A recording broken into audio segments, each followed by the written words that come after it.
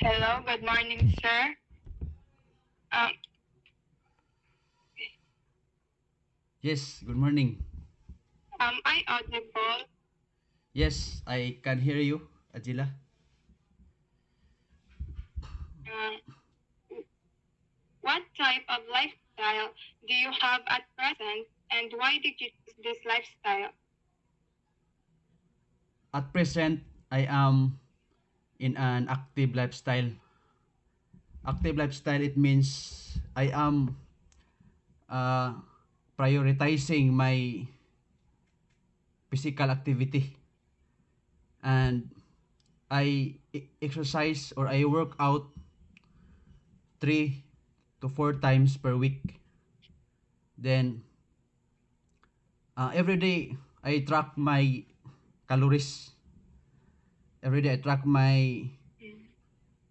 the food that I eat. Ako na siyang timbangon. I have my weighing scale for the food and I monitor my weight. Next. Okay, thank you, sir. Next is, what was your turning point that made you realize to engage physical activity, and what keeps you motivated? uh, the turning point that made me realize the importance of engaging in physical activity or in exercise way back before uh, during pandemic time. I am in a sedentary lifestyle. Sedentary means I am kwan ba nara ko sa balay.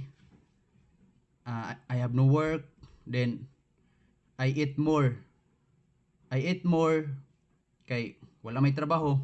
So nila ko akong tiyan. After that, the worst scenario in my self is I got backache. Nagkasakit akong kanang hawak. So I searched this. I saw a Facebook ads in Facebook that states that uh, lazy lifter, minimalist fitness, uh, you can work you can work out 3 times a week. So uh, I am motivated. I am very motivated to work out because I want to be the version 2 of myself and I want to be the I want to live longer, no? I want to be the best version of myself and I want to see my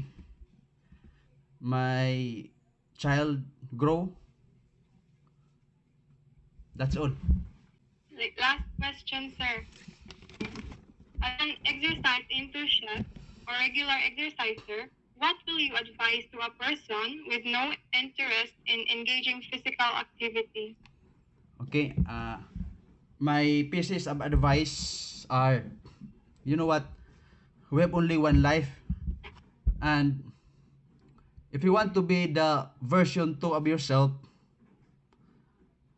if you want to live longer, why not kanang try to engage in a physical activity like exercising, working out, jogging, walking, or by just walking, you track your steps per day. Kay in myself, I have here I, I have to achieve 12,000 steps per day. No? I have my smart watch, so I have to achieve 12,000 steps in order to be fit or to kana makuha ang calories that I intake nga sobra. So I encourage everyone to engage in a physical activity kay we have only one life na we don't know uh, sooner or later da, nga magkasakita. At least napugga na nimo daan kay you are exercising, no? Kay in myself I want to kanang ganahan ko 100 years old, kay I want to live longer ga. So for you sa tanan nga na minaw, I encourage you to work out, to train yourself, go to the gym or anywhere. You can do bodyweight training at home, push-ups like pull up. That's all. That's all. Thank you. Thank you so much, Sir Fritz Granada. Yes, easy.